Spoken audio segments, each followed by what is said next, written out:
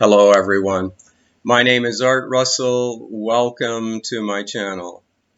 In today's video I'm going to make use of an illustration that I hope will help point you to direct recognition of true self and thus allow your experience of life to flow with much greater ease and peace.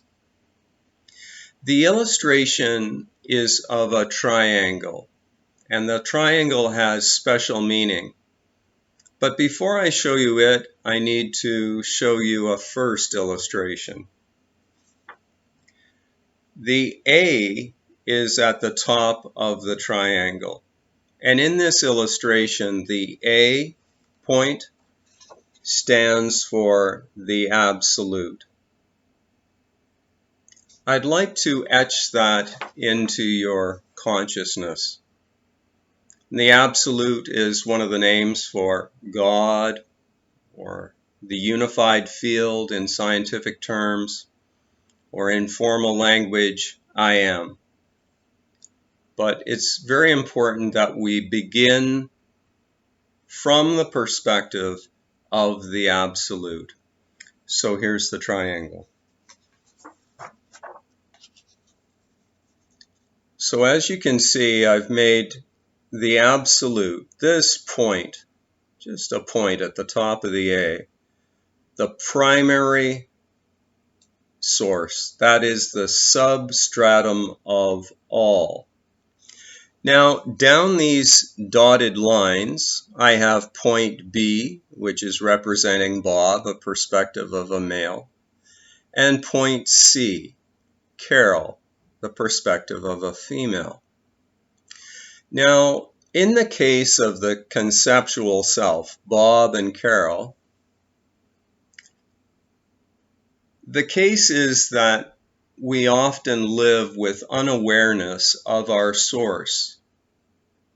What are we truly? We have been conditioned to believe, in the case of Bob, it would be that he is his name, he is his gender, he is his nationality, he is his status, marriage, financial, business status, all of these things, what Bob owns. And the same could be said for Carol. But there is this unawareness of paying any attention to the source, the absolute, from which, as you can see, they descended. They believe, these conceptual selves believe that they have life on their own. They do not. They are dependent on the one and only life, which is the absolute. It's also referred to as the light or the way. Now, when we believe that we are separate selves, so let's use the case again of Bob and Carol. There's usually some kind of distance between them, unless they are totally in sync on every subject, which is not usually the case.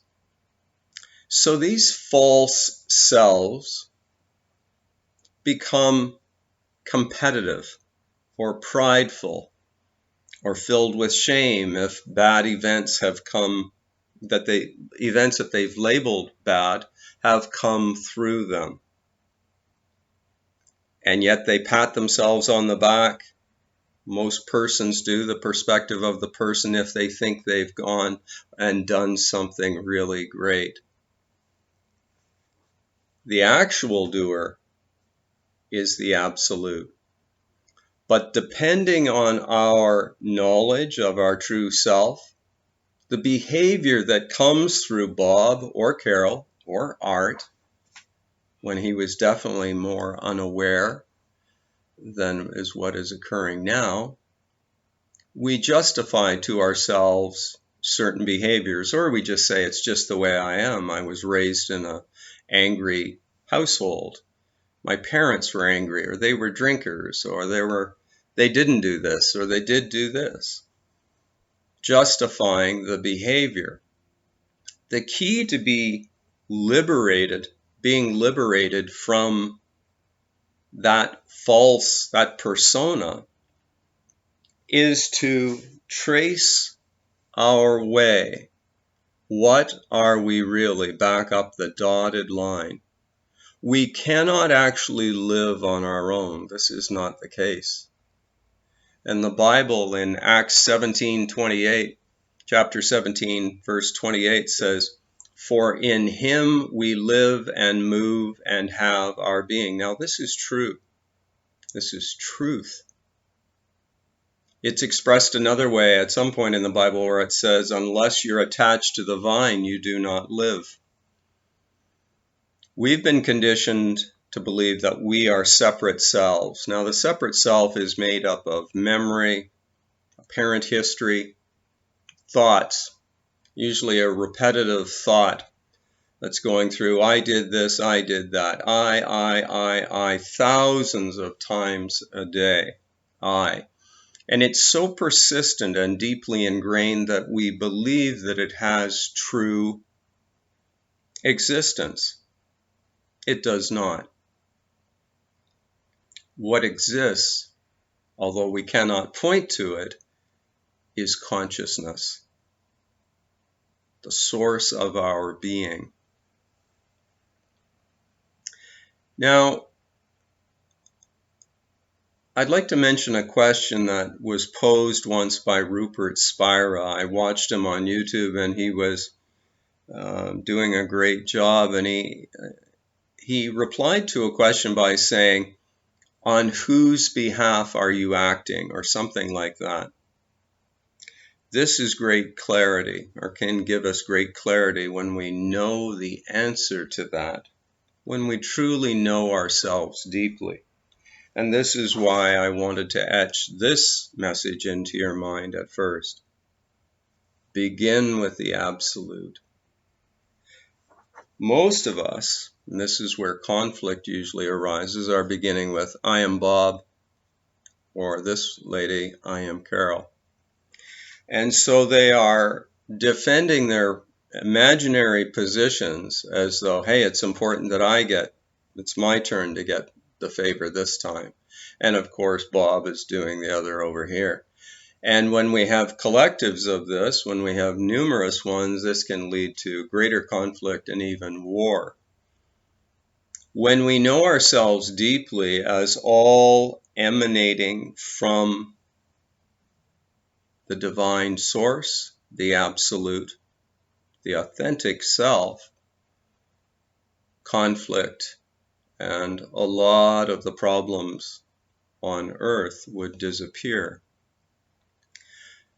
Now, Rupert, his question about on whose behalf are you acting, it can be phrased another way.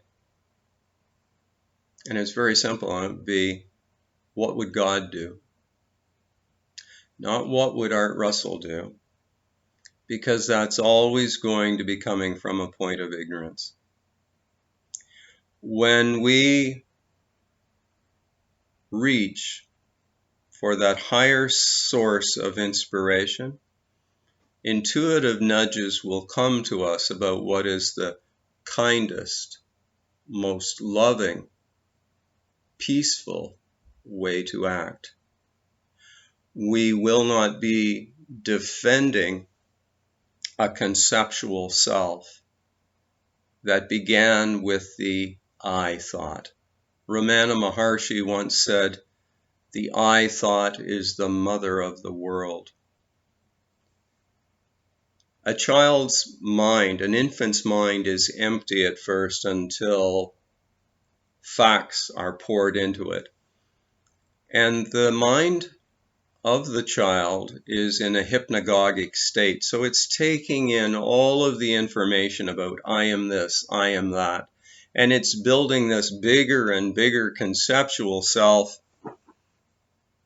which is an illusion. I'm not stating that an appearance of a child or an adult does not appear. What I'm stating is these are appearances only.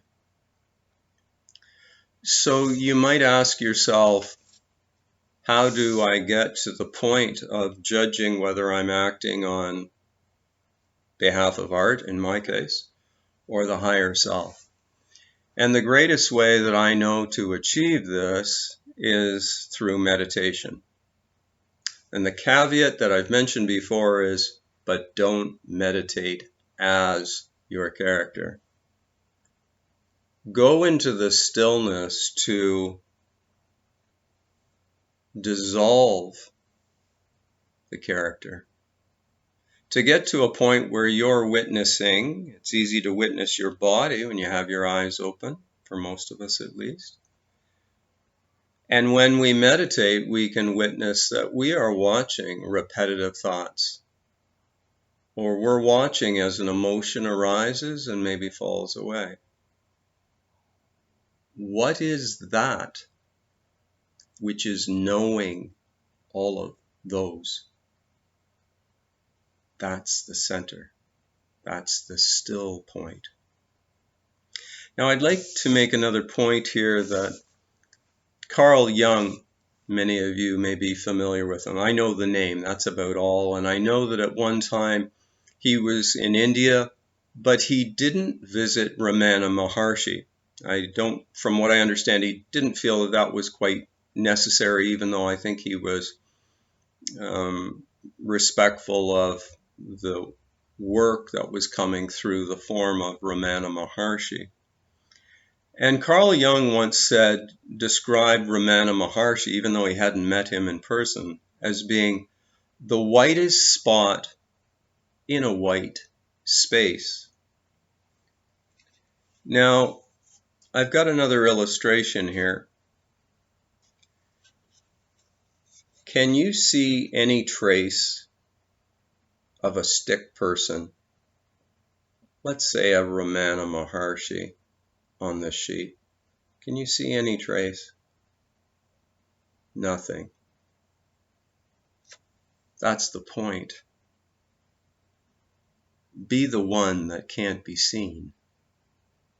Consciousness, spirit, in which this play called life arises. The play will be expressed in more of a divine fashion when we know ourselves as an aspect of the Absolute, the dotted line, rays of the Absolute. That's why they describe it will be a new earth, because we'll know ourselves, ourself, and then we'll know apparent others. And the distance, the apparent distance between Bob and Carol will shrink. They'll know themselves as one with the Absolute. If you've enjoyed this video, I invite you to subscribe, share, and like. More information is available through my free articles at thinktwice.me and also through my book entitled This Taste of Flesh and Bones, which is available from Amazon. Thank you very much for watching. I love all of you. Bye for now.